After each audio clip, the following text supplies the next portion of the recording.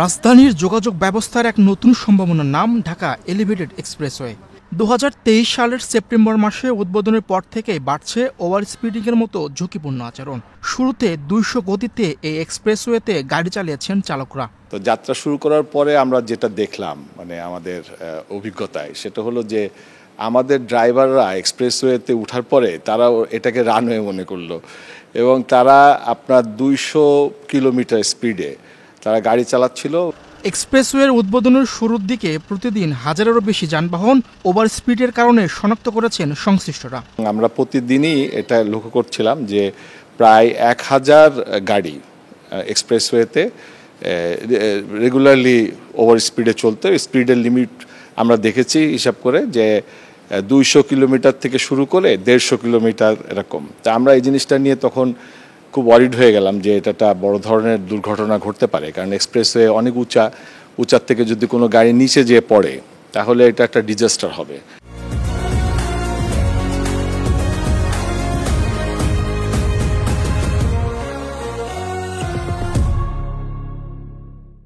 Dhaka elevated এক্সপ্রেসওয়েতে সর্বোচ্চ গতিসীমা নির্ধারণ করা হয়েছে 60 কিলোমিটার প্রতি ঘন্টা।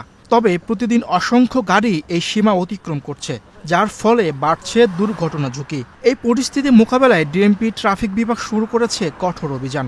সিসিটিভি ক্যামেরার সাহায্যে চালকদের গতি নিরীক্ষা করে আইন অমান্যকারীদের বিরুদ্ধে নেওয়া হচ্ছে কঠোর ব্যবস্থা। শুরুতে নোটিশ দিয়ে সতর্ক করা হয় চালকদের, পরবর্তীতে নিয়ম না মানলে করা হচ্ছে ভিডিও মামলা। এই জিনিসটা নিয়ে আমরা মেট্রোপলিটন পুলিশের কাছে গেলাম। They were very nice. তারা এই জিনিসটা উপলব্ধি করার পরে they had certain problem because video কেসটা আমাদের দেশে আইনগতভাবে ওরকমভাবে ছিল না, সেই জন্য তাদের একটু সময় লেগেছে।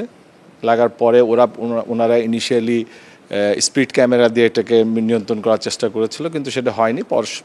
শেষমেশে ওনারা আপনার ভিডিও কেস শুরু করছে। মামলা করার আগে ওই নোটিশ দেন, যারা ওভার স্পিড করেছে তাদেরকে নোটিশ দেন। ওনারা আসার পরে দেন তারা মামলা করে। এটা পুরোটাই ডিএমপি পুলিশ করছেন। এলিভেটেড এক্সপ্রেসওয়েতে ওভার স্পিড যানবাহন শনাক্ত করতে প্রতিদিন কন্ট্রোল রুমে বসে কাজ করছেন অপারেটররা। সিসিটিভি ক্যামেরার সাহায্যে ওভার স্পিড যানবাহন শনাক্ত করে সেই ফুটেজ সংগ্রহ করছে ট্রাফিক বিভাগ। তথ্য বলছে, একবার স্পিড লিমিট অতিক্রম করলে ভিডিও ফুটেজ সহ মামলা পাঠানো হচ্ছে গাড়ির মালিকের ঠিকানায়। ডিএমপি ট্রাফিক বিভাগের সহযোগিতায় ভিডিও মামলা শুরু হওয়ায় ওভার স্পিড যানবাহনের সংখ্যা দিন দিন কমছে। ওভার স্পিডে আগে যেখানে প্রতিদিন 100 গাড়ি শনাক্ত হতো, বর্তমানে সেখানে 10টি যানবাহন শনাক্ত হয় না। ভিডিও মামলায় এমন সুফল নিরাপত্তা নিশ্চিত করছে চালক এবং যাত্রীদের। ভিডিও কেস যখন শুরু হলো তখন ইট ওয়াজ 1000, তারপরে এটা মনে হয় 15-20 দিনের মধ্যে এটা রিডিউস করা শুরু করলো। তা রিডিউস করতে করতে করতে এটা চলে আসলো 500, 400, 150, 200, এখন আমাদের এটা 40-এ চলে আসছে। এবং ওভার স্পিডও এখন আর ওই রকম দেখা যাচ্ছে না যে 200, 150 এরকম নাই। তো এখন প্রতিদিন আমরা এটাকে করি। এটা আসলে আমরা করি না, এটা আসলে করে হলো ঢাকা মেট্রোপলিটন পুলিশ। আমরা ফ্যাসিলিটি দিয়েছি তাদেরকে, আমাদের we have video camera and set up. So police আমাদের এই সেট আপকে আমরা পুলিশকে ব্যবহার করতে দিয়েছি।